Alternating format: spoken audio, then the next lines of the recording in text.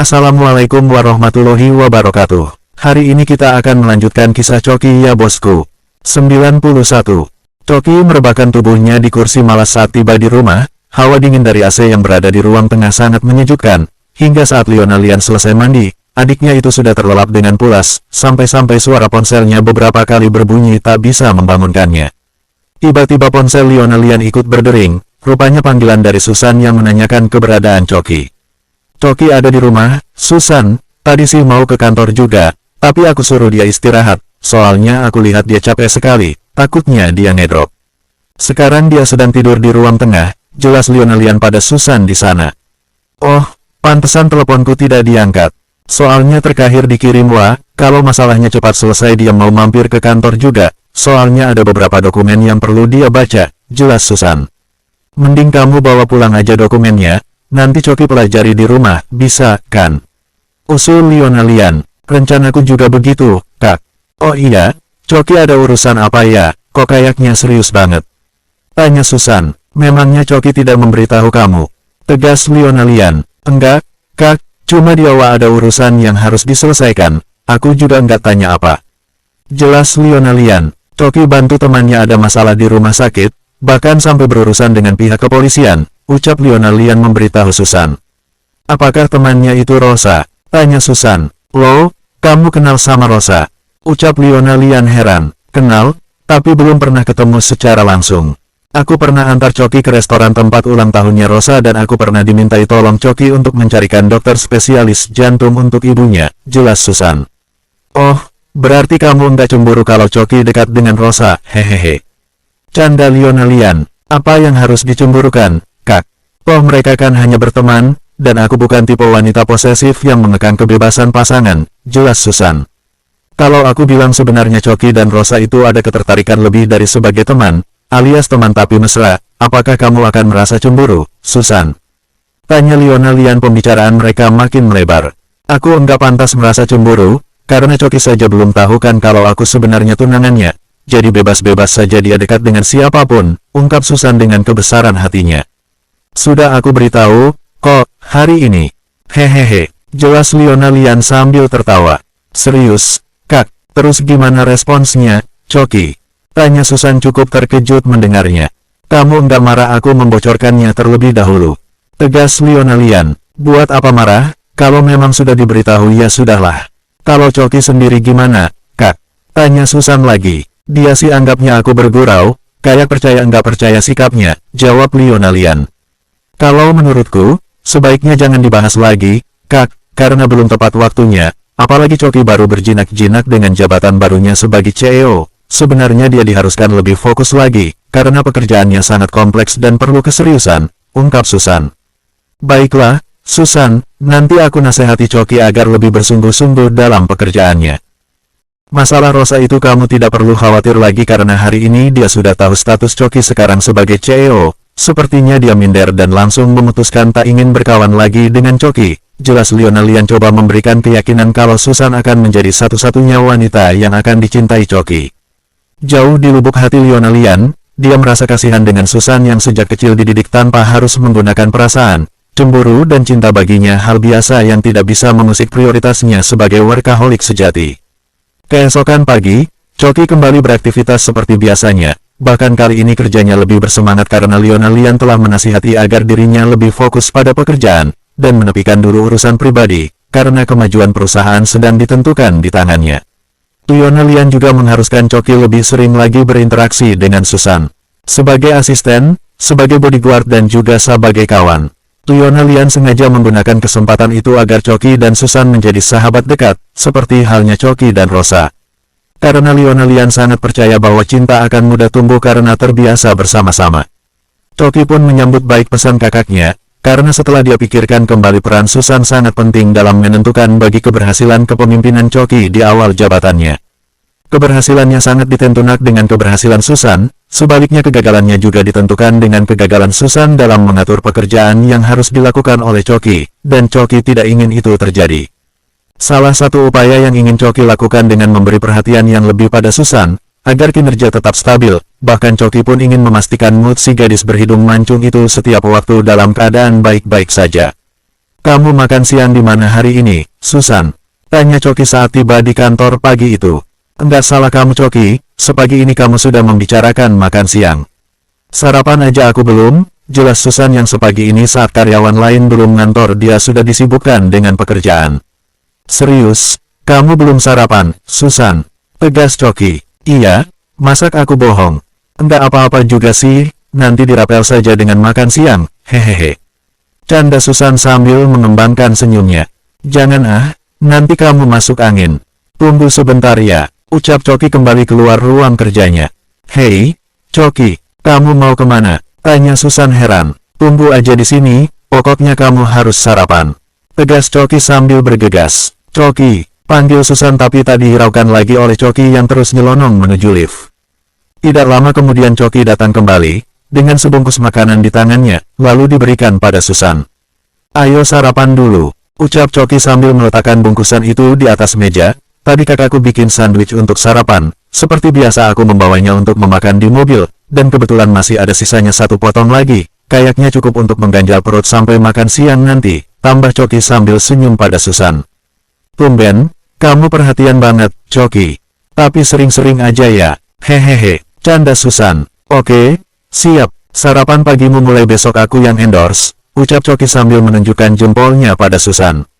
Enggak, cuma bercanda aja kok, polak Susan sambil memberi kode penolakan dengan kedua tangannya. Kalau sarapan pagi bikin gampang mengantuk, jadi kalau pagi aku hanya minum teh hangat manis saja, kalau sarapan pun hanya jajanan pasar sepotong dua potong, enggak biasa sarapan yang berat-berat, jelas Susan. Choki pun mengangkat makanan di dalam plastik yang diberikannya di atas meja Susan. Ini loh, enggak berat kok, dijamin kalau dimakan enggak bikin ngantuk. Canda Choki, bisa aja, Choki, ya udah nanti aku makan. Thanks ya Choki, ucap Susan dengan full senyum di bibirnya. Oh, iya, nanti makan siang kamu yang tentukan tempatnya ya, apapun yang mau kamu makan bebas, sepuasnya. Aku yang traktir, ucap Choki sebelum masuk ke ruang kerjanya. Susan tambah tersenyum lebar mulai dapat perhatian lebih dari Choki. Susan langsung teringat Lian, apa yang sudah dikatakannya pada Choki ya. Gumam Susan dengan senyum tak lepas dari bibirnya.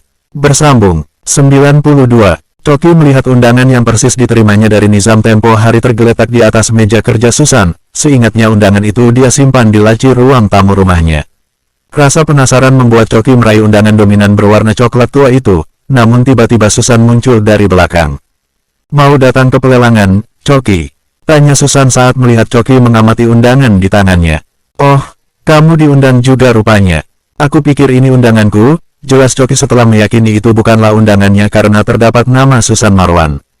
Siapa yang mengundangmu? Tanya Susan sambil duduk di kursinya. Choki pun meletakkan kembali undangan di tangannya. Pak Nizam yang mengundangku, jelas Choki. Wah, bagaimana kamu bisa kenal dengan arkeolog nasional itu, Choki? Setahuku tidak semua orang bisa dekat dengannya, karena dia memang senior yang sangat disegani di dunia barang-barang antik dan bersejarah, jelas Susan, membuat Choki yang mendengarnya merasa beruntung bisa berkenalan dengan Nizam. Ternyata dia kawan lama kakekku, Kak Lian yang memperkenalkannya, ucap Choki memberitahu Susan. Jadi kamu akan datang ke acara pelelangan barang antik itu juga, Choki? Tanya Susan sekadar memastikan. Sepertinya iya aku akan pergi, sekadar cari pengalaman di dunia baru yang sebenarnya asing buatku, sekaligus untuk menuruti keinginan kakakku yang meminta aku bisa berguru pada kakek Nizam, jawab Choki. Aku juga sangat mendukung kamu memiliki relasi dengan Pak Nizam, karena tidak semua orang punya kesempatan untuk dekat dengan dirinya, berarti kamu termasuk orang yang beruntung, Choki, jelas Susan. Kamu sendiri, apa akan pergi ke acara tersebut, Susan? Choki balik bertanya, aku masih cari teman yang mau menemaniku. Enggak mungkin dong di acara seperti itu aku pergi seorang diri, jawab Susan. Aku ada ide, kamu hubungi aja Kak Lian, pasti dia berminat kalau diajak pergi ke acara pelelangan itu. Soalnya aku akan pergi bareng ke Nizam, jadi kalau kamu pergi bersama Kak Lian, nanti kita bisa ketemuan di lokasi, jelas Choki memberi sebuah solusi. Oke, berarti aku pergi atau tidak tergantung Kak Lian, hari ini juga akan aku hubungi kakakmu itu, ucap Susan yang tidak ingin menghampakan Choki. Aku bisa pastikan Kak Lian pasti mau ikut, kalau dia tidak mau akan aku paksa dia untuk pulang lebih cepat ke Batam dari jadwal yang sudah ditentukannya. Hehehe, Canda Coki untuk menegaskan kalau Kak Lionelian pasti bersedia pergi menemani Susan ke pelelangan barang antik yang akan berlangsung besok sore. Keesokan harinya, selepas pulang dari kantor, Coki pergi ke kediaman Nizam untuk menjemputnya menghadiri acara yang sudah ditunggu-tunggunya itu.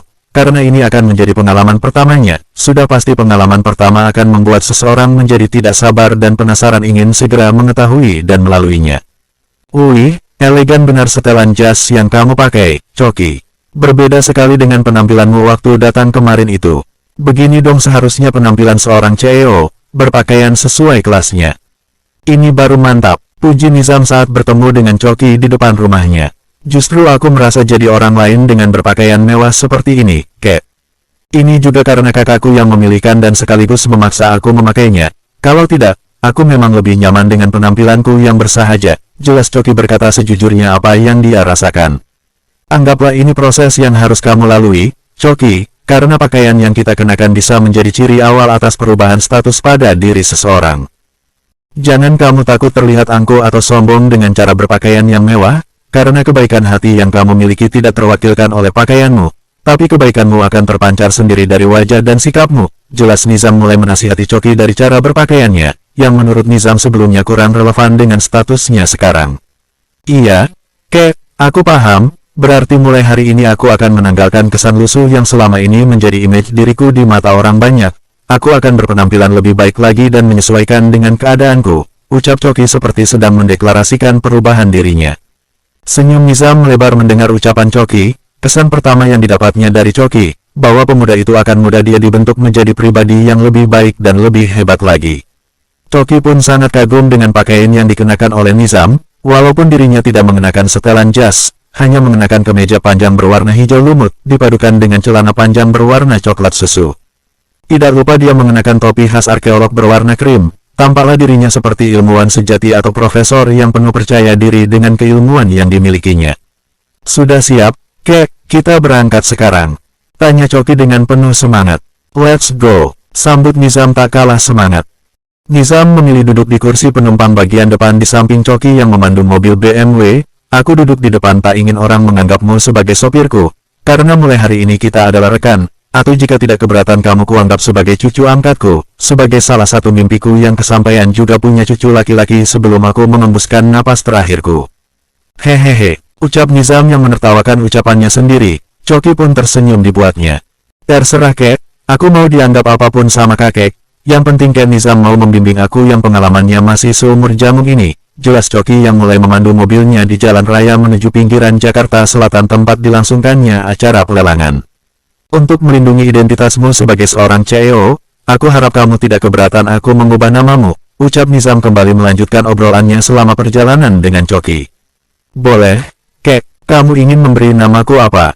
Tanya Coki. Ada seorang profesor arkeolog terkenal di dunia bernama Tom Dilehai, maka aku ingin mengubah namamu menjadi Tom, boleh kan, Coki? Jawab Nizam sambil meminta persetujuan dari Coki. Boleh, Kek, kebetulan aku suka nonton film kartun Tom and Jerry, jadi aku menyukai nama itu. Hehehe, canda Coki untuk merespons nama barunya yang dipilih oleh Nizam. Oke, Tom, semoga hari ini kamu akan mendapat pelajaran berharga di acara pelelangan nanti, ucap Nizam sambil tersenyum memandang ke depan saat jalan raya dipenuhi dengan kendaraan yang membuat perjalanan mereka sedikit tersendat. Sebuah ballroom di Pondok Indah adalah tempat yang dituju Coki dan Nizam untuk mengikuti acara pelelangan. Kehadiran Nizam disambut antusias oleh beberapa kenalannya yang telah hadir, salah satunya seorang keturunan orang terkaya yang sebanding dengan keluarga Charbini yang memiliki hobi kolektor barang antik. Apa kabar Pak Nizam? Sapa seorang lelaki berpenampilan berkelas yang menjadi pusat perhatian para pengunjung dengan tubuhnya yang tegap dan berkesan macho. Hei, Vindes, sampai juga kamu ke sini. Ucap Nizam menyalami lelaki berkulit putih dan bermata sedikit sipit itu. Di mana ada barang antik, di situ ada Vindes. Hehehe, canda Vindes untuk mencairkan suasana. Vin, kenalin ini cucuku, namanya Tom, ucap Nizam memperkenalkan Coki dengan nama barunya. Coki dan Vindes pun bersalaman saling mengenalkan nama sambil melempar senyum. Vindes memperkenalkan dirinya sebagai Vindes Wijaya pada Coki. Seingatku cucu Pak Nizam perempuan semua, ternyata ada juga yang cowok ya, Pak. Baru tahu sekarang aku, ucap Vindes sambil mengerutkan keningnya. Tom ini dulu introvert, baru belakangan ini dia mau diajak bergaul dengan dunia luar, makanya aku sedang mendidiknya menjadi kolektor barang-barang antik yang kelak kuharap dia sebagai penerusku, jelas Nizam sambil menepuk-nepuk bahu Choki yang berdiri di sampingnya. Vincent tampak manggut-manggut mendengar penjelasan Nizam, namun dalam benaknya dia ingin mengetahui jati diri khusus yang dimiliki Tom alias Choki, sehingga dia berniat mengakrabi Choki dengan harapan bisa menjadikannya sebagai relasi yang bisa membawa keuntungan pada sektor bisnis yang dia jalankan.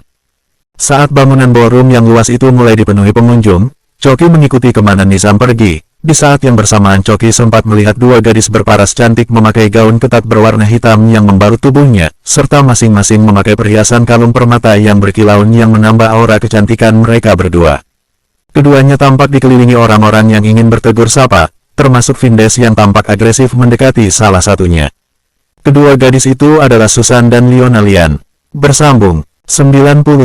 Melihat kehadiran dua gadis yang mengundang perhatian para tamu, khususnya para lelaki, Vindes bergegas pamit meninggalkan Nizam dan Choki.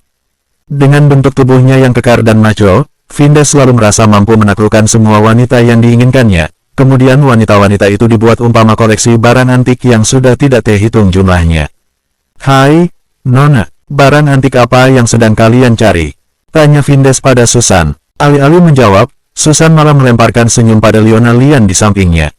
"Aku punya 100 lebih barang antik, kalau kamu berminat aku bisa menawarkannya," ucap Vindes lagi merasa tidak mendapat respons dari Susan. "Banyak juga koleksinya, apa nama museum tempat kamu menyimpan barang-barang antikmu itu?" "Hehehe," canda Susan karena tidak tahu apa yang harus dibicarakan dengan lelaki bertubuh macho di depannya. "Bisa aja, Nona," ucap Vindes sambil menatap lekat ke wajah Susan yang telah memikat hatinya. "Kenalkan aku Vindes Wijaya, ini kartu namaku." Tambahnya memberikan Susan kartu namanya. "Oh, pantesan, kamu dari keluarga Wijaya toh, enggak heran kalau koleksi barang antikmu sampai ratusan. Apakah barang-barang antik itu juga dihitung sebagai aset yang menentukan keluargamu sebagai orang terkaya di tanah air?" tanya Susan sambil tersenyum-senyum. "Ya enggak lah, itu kan barang pribadi aku." "Oh, iya, kalau boleh tahu siapa namamu?" tanya Vindes sambil mengulurkan tangannya. "Aku Susan," ucap Susan sambil membalas uluran tangan lelaki di depannya. Vindes pun tidak lupa berkenalan dengan Leona Lian, meskipun dari awal tampak sekali dia langsung tertarik dengan Susan. "Kalung yang kamu pakai itu bisa aku taksir harganya bisa mencapai 1,5 miliar, apalagi dipakai gadis secantik kamu, harganya bermiliar-miliar." "Hehehe," ucap Vindes mulai mengeluarkan jurus mautnya memuji gadis yang disukainya. Susan hanya tersenyum sambil bisa merasakan kalau lelaki di depannya adalah seorang playboy, dari gesturnya dan juga tatapan matanya. Merasa menjadi nyamuk di antara Vincent dan Susan, Leona Lian bermaksud mencari Choki yang entah di mana. Seorang pemuda berjas hitam tampak hilir mudik mencari-cari seseorang di tengah kerumunan pengunjung yang mulai memadati ballroom. "Akhirnya, ketemu juga yang aku cari-cari." Cegat pemuda berambut klimis itu menghadang langkah Nizam yang sedang berjalan beriringan dengan Choki di tengah kerumunan orang. "Pak Nizam, saya Brian Franjaya, bisa saya minta waktu Bapak sebentar?" ucap pemuda tampan yang berpenampilan layaknya seorang eksekutif muda itu. Nizam dan Choki pun menghentikan langkah. "Apa yang bisa kubantu, anak muda?" tanya Nizam sambil berdiri dengan tenang dan menyilangkan kedua lengan di dadanya. "Bisa ikut saya sebentar ke sudut sana, Pak, saya membawa barang antik yang belum diidentifikasi. Saya perlu bantuan Pak Nizam untuk mengidentifikasinya. Tolong ya, Pak," ucap Brian dengan nada memohon. Nizam tampak mengerutkan kening dan timbul keengganan dalam dirinya, namun belum lagi dirinya angkat suara tiba-tiba seorang pemuda lain datang menghampiri. "Pak Nizam, jangan berurusan dengan keluarga Franjaya, barang-barang yang dimilikinya pasti barang-barang kotor," ucap pemuda itu mencari gara-gara. "Hei, Raka, jaga bicaramu. Keluargamu merasa tersinggung ya dengan bisnis keluargaku." Ucapan Brian merasa tak terima dengan ucapan pemuda yang hanya memakai hem berwarna krim dengan motif unik yang melekat pada beberapa bagiannya yang merupakan anak dari keluarga Nata Prawira. "Semua orang tahu, bisnis keluargamu menyalahi kode etik kepemilikan barang-barang antik, jadi tidak salahkan dengan ucapanku," balas Raka. Rupanya keduanya memang saling mengenal lantaran sama-sama penjual barang antik. Bedanya keluarga Franjaya sudah dikenal sering menjual barang-barang antiknya ke luar negeri, sedang keluarga Nata Prawira tidak pernah menjual barang antiknya untuk warga negara asing. "Bagaimana, Pak Nizam, Bapak bersediakan mengidentifikasi barang antik yang saya miliki?" tegas Brian pada Nizam yang sejak tadi membiarkan kedua anak muda di depannya bersitegang. "Dengar ya, anak muda, Aku juga sudah mengetahui kalau keluargamu lebih senang menjual koleksi barang antik ke luar negeri. Aku juga tidak menyukai hal itu, maka dengan berat aku enggan menolongmu. Carilah orang lain ya. Ucap Nizam memberi keputusan. Semua ini gara-gara kamu, Raka. Bisa enggak sih jangan campuri urusan orang lain? Ucap Brian yang tampak sangat marah sambil mengepal tinjunya. Terus kamu mau apa? Mau ngajak ribut? Kamu pikir aku takut? Ayo maju kalau berani. Tantang Raka yang juga sudah mengepal tinjunya. Nizam dan Choki tampak memperhatikan dengan santai pertengkaran keduanya, tanpa bermaksud untuk merelai keduanya. Saat Brian sudah tidak mampu lagi mengontrol emosinya, lengan kanannya segera melayang ke arah wajah Raka, tapi dengan sikap Raka berkelit, dan membalas menyikut tubuh Brian mengenai punggungnya sehingga dia terjatuh. Emosi Brian makin bertambah, dia segera bangkit dari lantai dan coba menyerang Raka kembali, tetapi seorang gadis yang melihat kejadian itu segera menghentikannya. Hei, kalian berdua apa-apaan sih? Penampilan saja seperti eksekutif, tapi kelakuan kalian seperti preman pasar. Ucap Lionelian yang coba merelai Brian dan Raka yang ingin berduel untuk melampiaskan kekesalannya. Menyadari kehadiran Lionelian, kedua pemuda itu mendadak berhenti melakukan aksinya, dan terlihat sungkan pada gadis cantik bergaun hitam di hadapan mereka yang kecantikannya tampak memancar dengan kilauan kalung berlian yang dikenakannya. Melihat keadaan yang sedang terjadi di depannya, Choki menduga kalau kedua pemuda yang sebaya dengannya itu adalah peminat kakaknya, karena mereka tampak jadi salah tingkah di hadapan Lionelian. Ayo tunggu apa lagi? Kalian berdua harus saling bermaafan sekarang juga, kalau tidak aku tidak ingin kenal dengan kalian berdua, selamanya. Ancam Lionelian sambil bertolak pinggang di antara kedua pemuda tampan yang sedang berselisih itu. Sorry ya, bro. Ucap Brian yang terlebih dahulu mengulurkan tangannya pada Raka. Sama-sama, bro, maaf ya. Balas Raka yang rela berdamai, setidaknya saat itu saja karena ada gadis yang mereka kagumi. Nah, gitu dong. Sebagai generasi muda zaman now, sudah enggak zaman perselisihan ditunjukkan dengan kekerasan, tetapi dibuktikan dengan prestasi, ucap Nizam sambil merangkul Rahan dan Brian.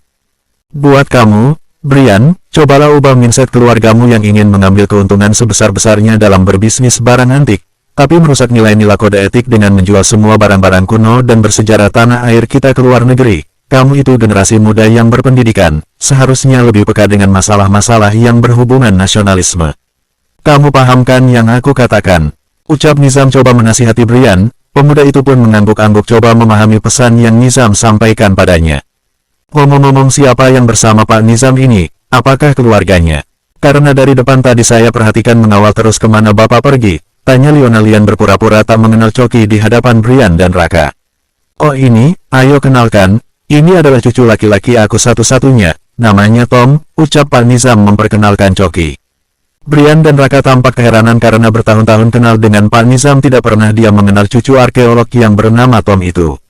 Keduanya tampak penasaran dengan latar belakang Choki yang kini sudah berganti nama Tom.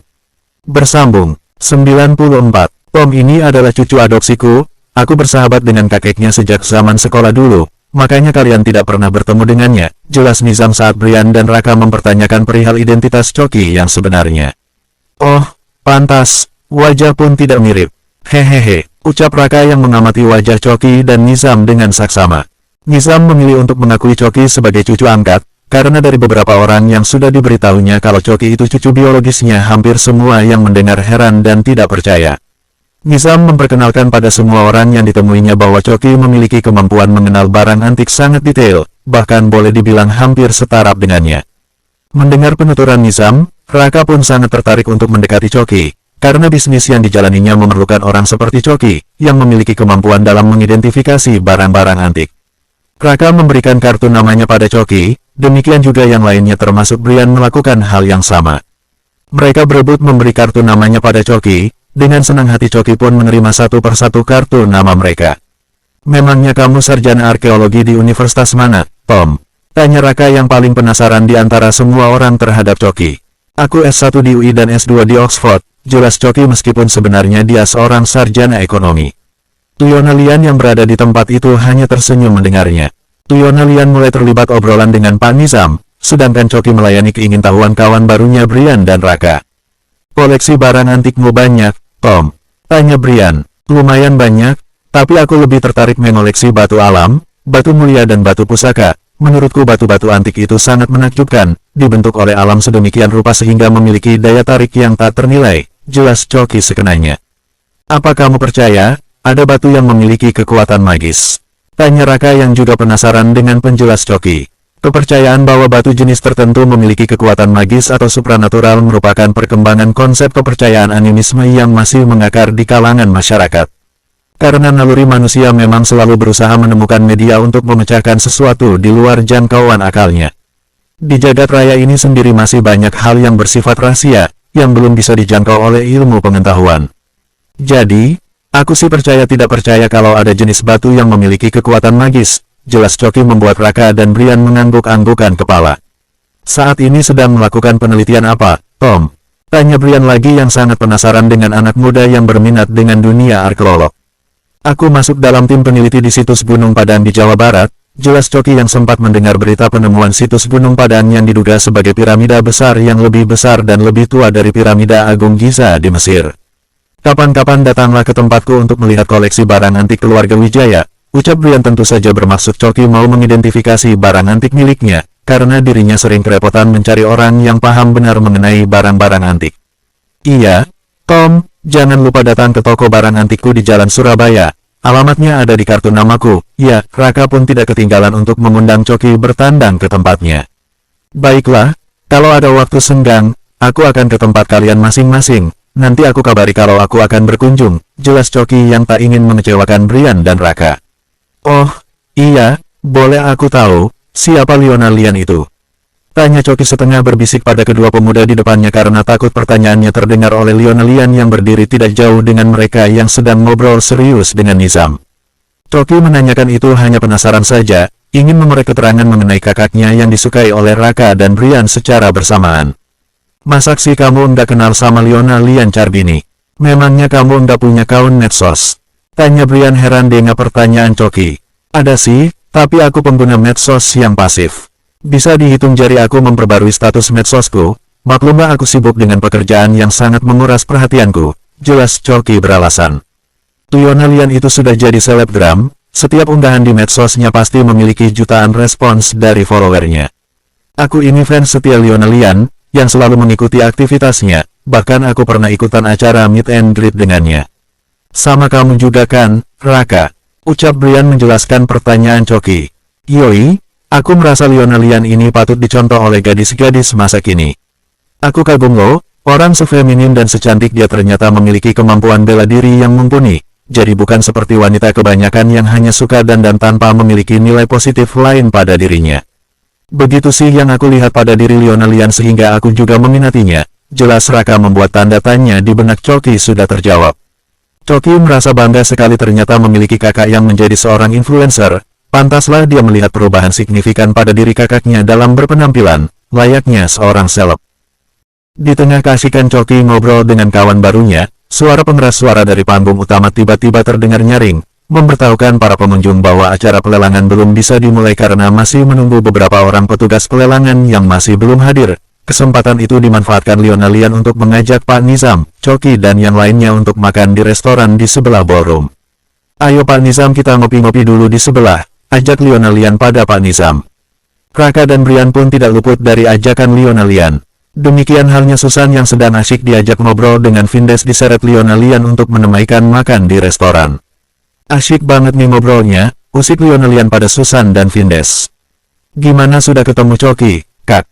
Tanya Susan. Sesh, nanti kalau ketemu Choki kamu harus memanggilnya dengan sebutan Tom, bisik Lisna pada Sasuan takut kedengaran Vindes.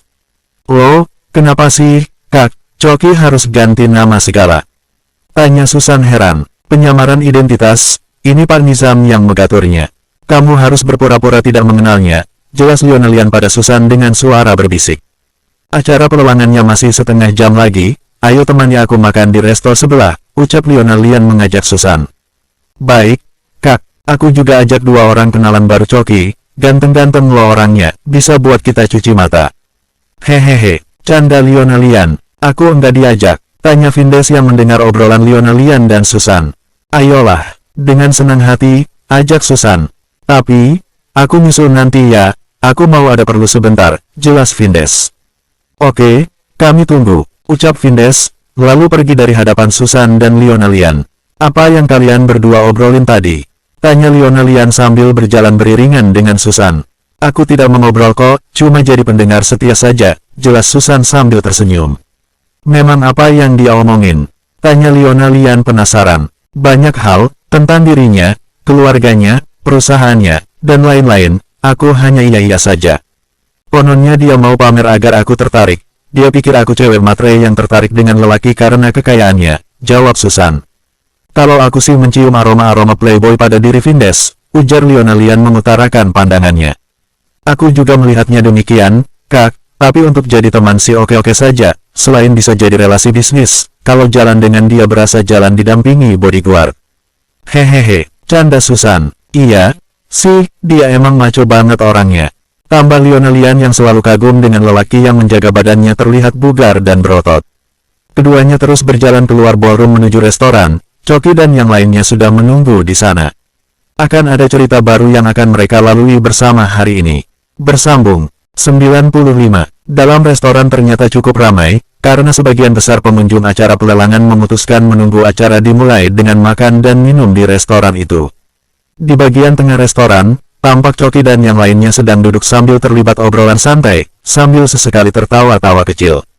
Choki melihat kehadiran Susan dan Lian mendekati mereka. Keduanya seperti saudara kembar dengan pakaian serba hitam, memakai kalung yang sama dan juga sama-sama berparas cantik.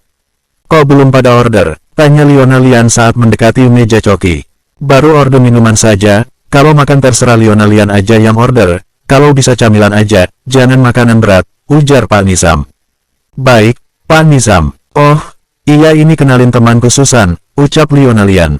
Susan pun menyalami semua yang ada di sana yang mengenalkan nama mereka satu persatu. Susan tampak tersenyum lebar saat Choki menyebutkan namanya sebagai Tom. Lian kembali memanggil pelayan untuk menambah pesanan mereka.